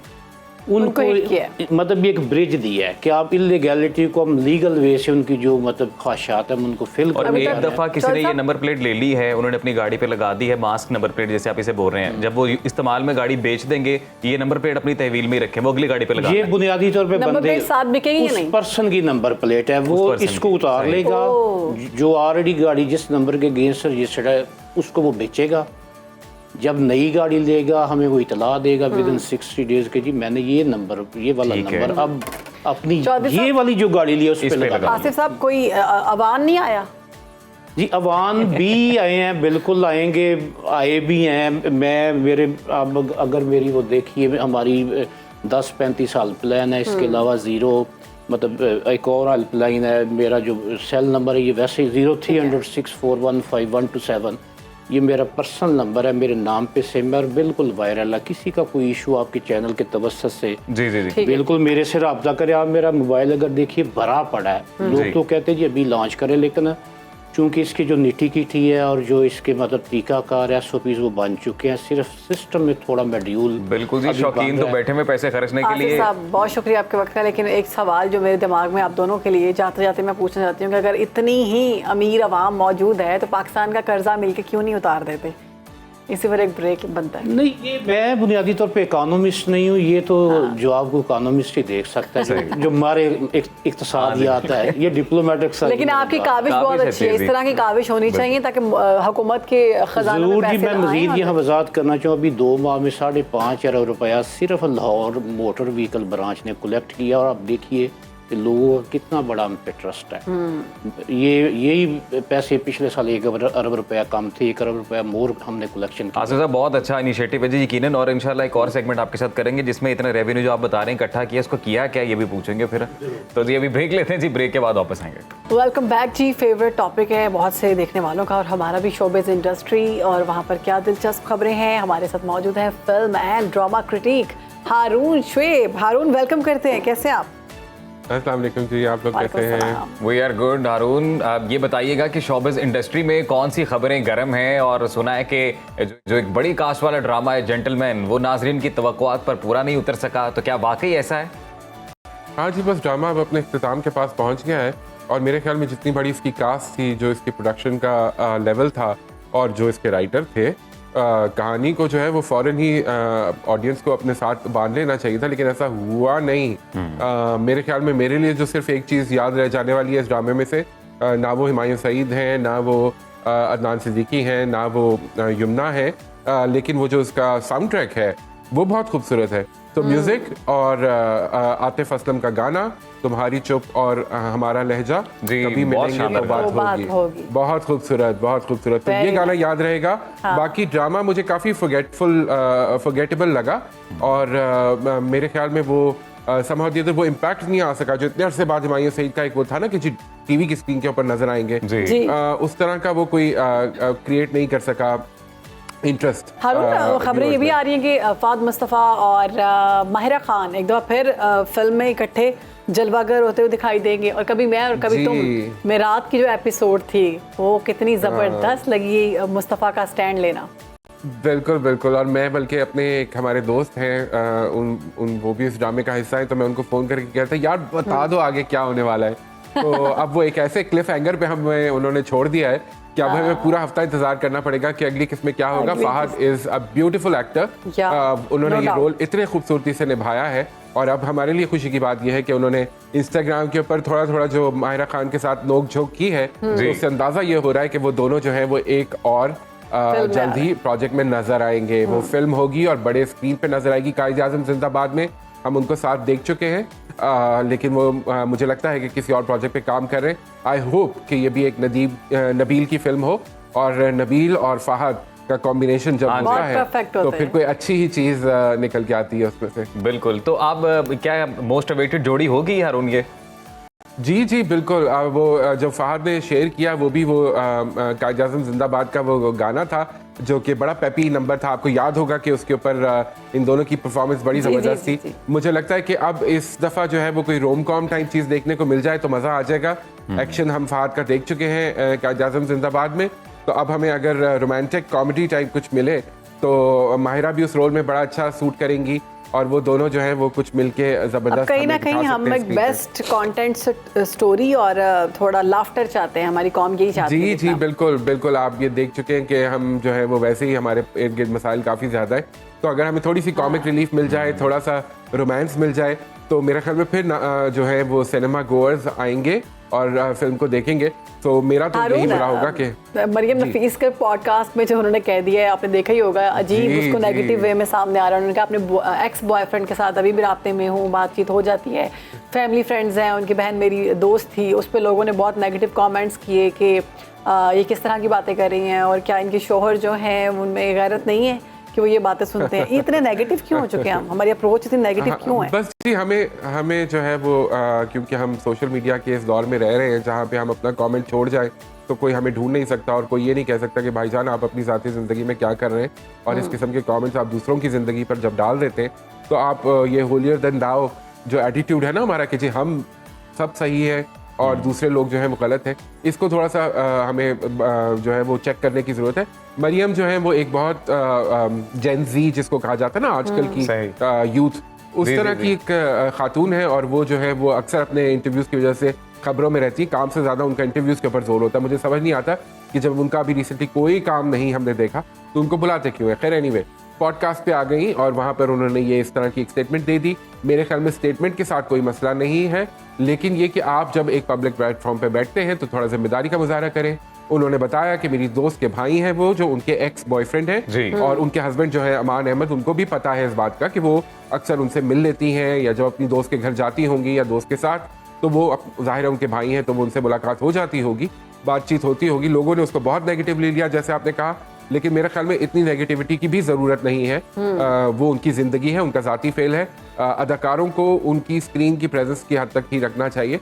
उनकी ज़ाती ज़िंदगी में क्या हो रहा है वो उसके अंदर जाने की जरूरत नहीं, लेकिन फिर अदाकार भी जो है अपनी ज़ाती ज़िंदगी को इश्तिहार बना के इंस्टा फेसबुक पे ना डाले तो बेहतर। वैसे अभी हर बात कर रहे हैं फनकार बरादरी और आवाम का जो रिश्ता जो है ये जुड़ नहीं पाता इस हवाले से ही कि आज भी मुआशरती तौर पर ये कबूल नहीं किया जाता है। तो ये भी तलाते हैं जी कि एंजेलिन मलिक का जो एक्सीडेंट है और फिर अमर खान को ऑनलाइन जो हरेसमेंट का सामना करना पड़ा, तो ये वाले जो मामला हैं इन हवाले से आप क्या कहेंगे? जी बस वो ट्रोलिंग होती है। इसी तरह एंजेलिन मलिक को जो है वो जब आपने देखा उनकी कार का हादसा हुआ, टायर बर्स्ट हुआ, गाड़ी जो है काबू से बाहर होकर जाकर रक्षे से टकराई, जो तफसीलात हमारे पास आई हैं उसके मुताबिक, और फिर उसके बाद लोगों ने उनकी गाड़ी को घेरे में ले लिया। अच्छा, लोग समझते हैं कि फनकार पब्लिक प्रॉपर्टी हैं, जो कि पब्लिक प्रॉपर्टी होते भी हैं, लेकिन जब वो अपनी फनकार की जिंदगी जो है वो लोगों के सामने रखें। अपनी ज़ाती ज़िंदगी में अगर एंजेलिन मलिक रात को बाहर निकली हैं कोई ज़रूरत की चीज़ लेने और फिर उनके साथ कोई ऐसा हादसा होता है, मैं लोगों से भी यही कहूँगा कि थोड़ी सी ज़रा जो है ना वो तमीज़ तहज़ीब का मुज़ाहरा करें। और उसमें ये भी ज़रूरी है देखना कि ये फ़नकार वो लोग हैं जिनको आप अपने घरों में देखना चाहते हैं, उनके साथ जुड़े होते हैं, उनको टेलीविज़न की स्क्रीन पे पसंद करते हैं। फिर क्या वजह है कि जब वो ज़ाती ज़िंदगी में कहीं आपको नज़र आ जाए तो आप उनका मजाक उड़ाते हैं, उनके ऊपर जुमले कसते हैं। जैसे आपने अमर खान का कहा, उन्होंने वो अपनी एक छोटी सी वीडियो डाली जिसमें जाहिर है वो एक कैमरा एंगल ऐसा था, फिर उन्होंने बाल खींच के बनाए हुए थे, तो लोगों ने उनके माथे का या फोरहेड का बहुत मजाक उड़ाया, जिसके ऊपर जाहिर है कि एक इंसान को तकलीफ ही होगी। किसी सूरत किसी की भी नहीं होनी चाहिए, अदाकार छोड़ के किसी शख्स की नहीं होनी चाहिए। बिल्कुल, तो ये थोड़े से तहजीब के दायरे हमें भी सीखने की जरूरत है। सोशल मीडिया यूजर्स और फनकारों को भी थोड़ा सा जिम्मेदारी का मुजाहरा करना चाहिए कि वो फिर जिस तरह मरियम की बात कर रहे थे हम, तो मरियम नफीस ने जिस तरह अपनी ज़ाती ज़िंदगी का एक पहलू खोल के लोगों के सामने रखा, थोड़ा सा ख्याल करें कि जज करते हैं लोग और हमारा माशरा उसकी सर्टेन इकदार है। अच्छा, तो हारून अदाकारा महविश हयात 8 साल के बाद ड्रामा में वापसी की खबरें उनकी आ रही हैं या फिर ये खबरें हैं? नहीं जी, बिल्कुल आ रही हैं, और वो बिल्कुल प्रोजेक्ट जो है वो ऑलरेडी रिकॉर्डिंग में है और दिसंबर तक हमें शायद स्क्रीन पे किसी ना किसी चैनल पे नजर भी आ जाए। तो एहसन खान है और महविश हयात है, और ये जोड़ी हम पहले मेरे कातिल मेरे दिलदार में देख चुके हैं। बिल्कुल बिल्कुल, तो दोनों बहुत अच्छे लगते हैं एक साथ, उनकी केमिस्ट्री बहुत अच्छी है। महविश मेरे ख्याल में इजाज़त में नजर आई थी, जो एक टेलीफिल्म थी हसन खैरियार यासीन के साथ, और उससे पहले वो 2016 में नजर आई थी, यानी दिल लगी में, जब हुमायूं सईद के साथ काम किया था उन्होंने। तो काफ़ी अरसे के बाद महविश छोटी स्क्रीन के ऊपर वापस आ रही हैं। Mahwish is a wonderful actress, all the best to her. फिल्में अब उनकी इतनी चली नहीं, आखिरी 2-3 फिल्मों की बात कर रहा हूँ जो पिछली ईद पे भी आई थी, वो भी इतना नहीं चल सकी। तो अब महविश को जो है अपने आप को रीडिफाइन करने की, वैसे हारून मेरा एक ज़ाती सवाल है, ज़ाती नौयत का, और वो ये है कि हमारे पास कहीं ना कहीं पर एक लिमिटेड एक्टर्स या एक्ट्रेस हैं, हमें ड्रामों में भी वही नज़र आते हैं, हमें मूवीज़ में भी वही नज़र आते हैं। तो क्या यही वजह तो नहीं है कि हम सिनेमा को उस तरह से बिल्ड नहीं कर पाते कि अवाम सिनेमा में उन्हीं लोगों को देखने कई बार नहीं भी जाते जो आपको छोटी स्क्रीन पर भी नज़र आ जाते हैं? बिल्कुल अजीम, आप सही कह रहे हैं। आप वो देखिए ना, वो दौर जो था जिसमें अगर आपने अपने पसंदीदा फनकार को देखना है, चाहे वो रीमा हो, मीरा हो या शान हो, तो आपको टिकट खरीद कर बड़े पर्दे पर जाकर ही देखना पड़ेगा। अब वो आपको इस कदर नजर आते हैं, अपने फ़ोन में नजर आते हैं, टेलीविजन की स्क्रीन पे नजर आते हैं, आप जिंदगी में भी नजर आ जाते हैं, तो आपका वो फैसिनेशन और वो फैंटेसी एलिमेंट जो है वो कुछ कम हो गया है। तो उसकी वजह से जाहिर है कि उनका करिश्मा और उनका मैजिक जो है वो कम हुआ है। बड़ी स्क्रीन का जादू जो था ना, जिसको कहा जाता था, वो अब थोड़ा सा फीका पड़ गया है। लेकिन मैं ये कहूँगा क्योंकि हमारे यहाँ फिल्में बन नहीं रही और फनकारों ने भी, जाहिर है उनके पास एक लिमिटेड शेल्फ लाइफ होती है, उन्होंने ये 10-15 साल होते हैं, उसके अंदर जितना वो काम कर सकते हैं और जितना पैसा भी कमा सकते हैं और अपने फन का भी लोगों को दिखा सकते हैं। अच्छा, हमने एक और मामला है हारून, अरशद नदीम वाला, वो जो एक सहाफ़ी के साथ थोड़ा रूड उन्होंने बिहेव किया, उस पर मिली जुली रद्द-ए-अमल लोगों का सामने आया शायकीन का, और हमने देखा कि मिशी ने इस पे वीडियो बनाई और जाले के साथ उनका साथ थोड़ा नोक-झोंक शुरू हुई, वो सिलसिला क्या? बिल्कुल ऐसे ही हुआ। अच्छा, मैंने उसको शाबानो बार बार देखा उस वीडियो को। मेरे ख्याल में अरशद नदीम का कोई रूड बिहेवियर नहीं था, वो सिर्फ अवॉइड करने की कोशिश कर रहे थे। हमारे मुल्क के बहुत बड़े स्टार हैं, हमारे लिए काबिल फ़ख्र हैं, हमारे लिए वो गोल्ड मेडल लेकर आए हैं ओलंपिक्स में। तो मुझे उस वीडियो में कोई ऐसी चीज़ नज़र नहीं आई। मिशी का जो ओवर रिएक्शन था वो मुझे थोड़ा सा प्रॉब्लमेटिक लगा, और वो अक्सर जो है वो थोड़ी सी ओवरबोर्ड हो जाती है। क्यों बनाती हैं अक्सर जिसमें कोई कंट्रोवर्सी हो, हम देखते हैं मिशी सामने आ जाती हैं, जानबूझ के सामने आती हैं, क्या लाइमलाइट में लेने के लिए?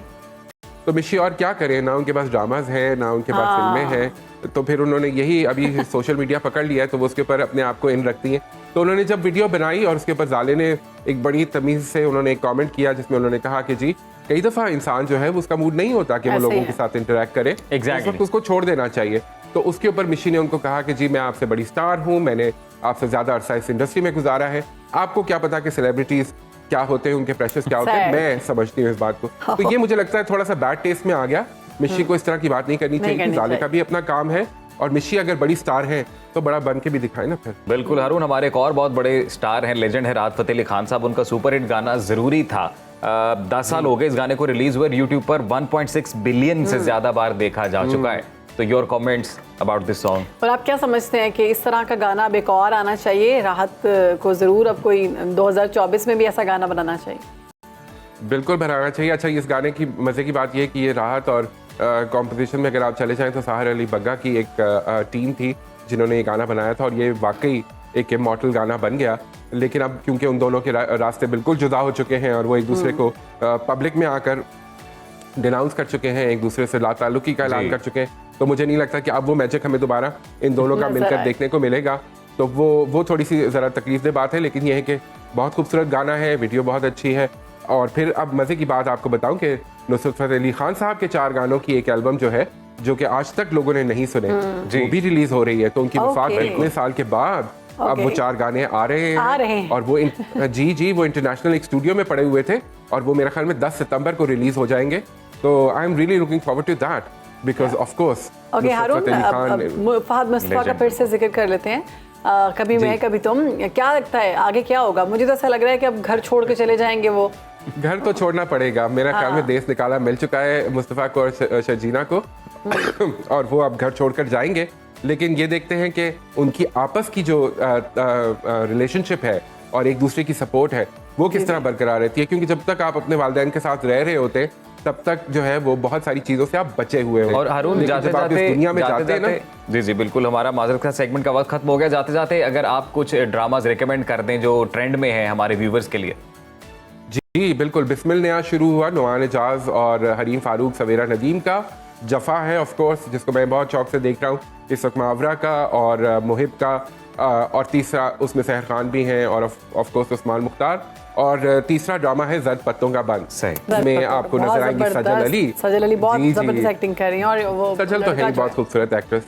और बिल्कुल हमजा सुहेल भी बहुत अच्छा काम कर रहे हैं, सुहेल अहमद के बेटे हैं और बहुत अच्छा काम कर रहे हैं। जी बिल्कुल। तो ये 3 ड्रामे हैं। अब जैसे जैसे ड्रामे खत्म हो रहे हैं, जो जिनके साथ हम जुड़े हुए थे, तो अब हम हारून, आप भी बहुत अच्छा काम कर रहे हैं, बहुत अच्छा तरीके से आपने हमें बताया कि हम क्या कर रहे हैं और क्या नहीं कर रहे। थैंक यू सो मच हमें ज्वाइन करने के लिए। हमेशा जब भी आप आते हैं बहुत अच्छा बात है आपसे। अभी ब्रेक लेते हैं जी, ब्रेक के बाद वापस आएंगे। Welcome back after the break. नाजरीन, सुनो पाकिस्तान अपनी रिवायत को बरकरार रखे हुए है और हम पाकिस्तान भर से जो अपना यंग टैलेंट है उसको ढूंढ के लाते हैं और कोशिश करते हैं इस प्रोग्राम के तवज्जुद से अपनी ऑडियंस के साथ उनको रूबरू कराएं, उन्हें मुतारिफ कराएं। बिल्कुल, और ऐसी एक आवाज़ आज हमारे साथ मौजूद है। हमने उनको उस वक्त ऑन एयर किया था जब उनके पास कोई प्लेटफॉर्म मौजूद नहीं था और यूनिवर्सिटी ऑफ गुजरात के और गुजरात के रहने वाले एक तालिब इल्म थे। हमने उनकी सोशल मीडिया पर वीडियो देखी, जैसे हमने आपसे वादा किया हुआ कि पाकिस्तान में जहाँ पर भी कोई टैलेंट मौजूद होगा, हमारी कोशिश है कि हम उसको, सुनो पाकिस्तान एक ऐसा प्लेटफॉर्म है कि वहाँ पर वो आके परफॉर्म कर सकता है अगर उसमें टैलेंट मौजूद है। तो हमारे गेस्ट हमारे साथ मौजूद हैं शामिर शैज़ल। कैसे हैं शामिर? अस्सलाम वालेकुम सलाम। अब तो बड़े आदमी बन गए, आप तो ओएसटी गा रहे हैं। मुबारक हो, बहुत बहुत बहुत शुक्रिया आपका। बस यहाँ से स्टार्ट किया था और मैं थैंकफुल हूँ आपका और सुनो पाकिस्तान का स्पेशली कि आपने मुझे प्लेटफॉर्म मुहैया किया विदाउट एनी रेफरेंस के आपने मुझे बुलाया और ये स्पेशली यंगस्टर्स के लिए और न्यू टैलेंट के लिए एक बहुत अच्छा प्लेटफॉर्म है।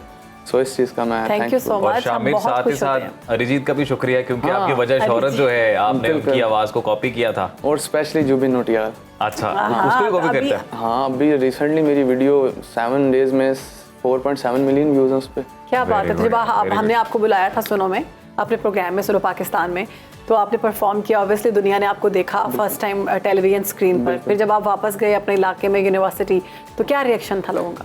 लोगों का तो बहुत अच्छा रिएक्शन था यार। ये वो लोग थे जो पहले इतना नहीं थे लिफ्ट करवाते, लेकिन यार हमारा का दोस्त है यार, हम इसको चीयर अप करते थे, तो अच्छा रिस्पॉन्स था सबका।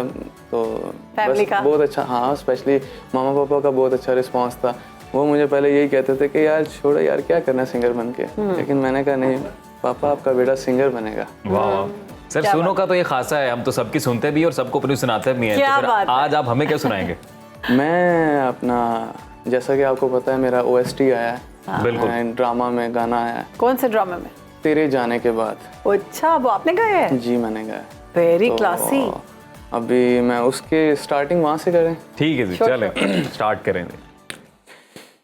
बिन तेरे जो बीती है कैसे बताऊं, याद में तेरी कहीं मर ही न जाऊं।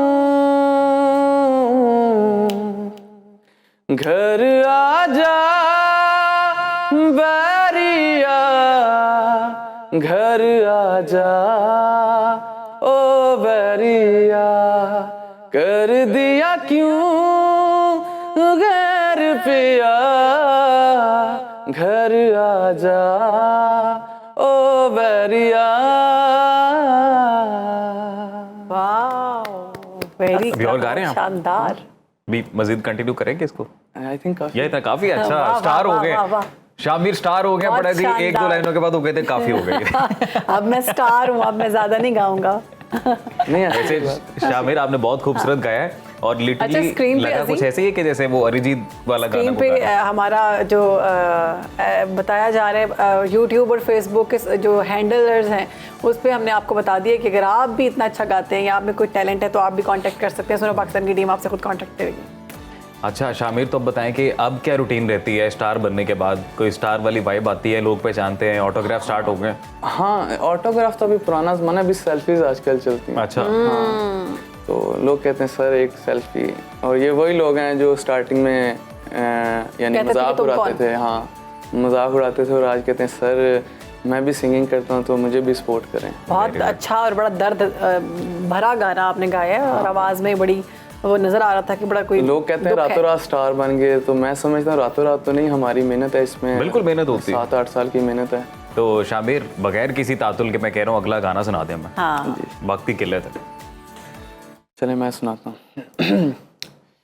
यारा तेरी कहानी में हो जिक्र मेरा, कहीं तेरी खामोशी में हो जिक्र मेरा, रुख तेरा जिधर का हो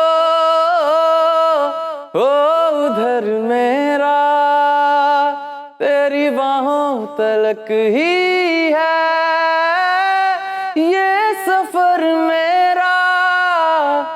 ओ माही ओ माही ओ माही ओ माही ओ माही ओ माही ओ माही ओ माही, मेरी वफा पे हक हुआ तेरा, लो मैं कयामत तक हुआ तेरा। बहुत खूब, क्या बहुत खूब बात है, इस शामिर। तरह से लाइव गाना और इतना सुर में बहुत गाना अच्छा गाते हैं आप। कमाल। Thank you sir. बहुत खूबसूरत तो गाते अब हैं आप। अपनी कोई कंपोजिशन, अपना कोई सुरीले। गाना स्टार्ट किया लिखना? हाँ, अपने भी वैसे मैं लिखता हूँ। लिखते हैं आप? सुराना नहीं है वो। हाँ अभी अब तो लोग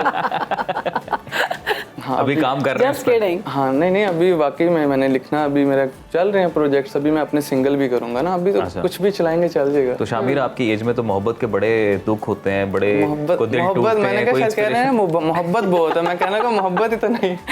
अच्छा नहीं है? हाँ नहीं शामिर, आपका बहुत बहुत शुक्रिया। हमारी बेस्ट विशेस आपके साथ हैं, आप टैलेंटेड हैं। हमने कुछ नहीं किया, हमने सिर्फ आपको एक प्लेटफॉर्म दिया, प्लेटफॉर्म मुहैया किया, बाकी आपकी अपनी मेहनत थी और आपने खुद अपने आप को बनवाया। तो मजीद आगे बढ़ें, पाकिस्तान का नाम रोशन करें, हमारा भी नाम रोशन करें, अपने पेरेंट्स का भी नाम रोशन करें। हमारी एक और दुआएं, talent हमारी हमारे बेस्ट साथ विशेस मौजूद- आपके साथ है। बिल्कुल, एक और टैलेंट हमारे साथ मौजूद है जी, शहरबानो नदीम इनका नाम है और इनकी वीडियो भी सोशल मीडिया पे बहुत वायरल हुई वेरी है। नाइस। चलिए जी देख लेते हैं उनका टैलेंट।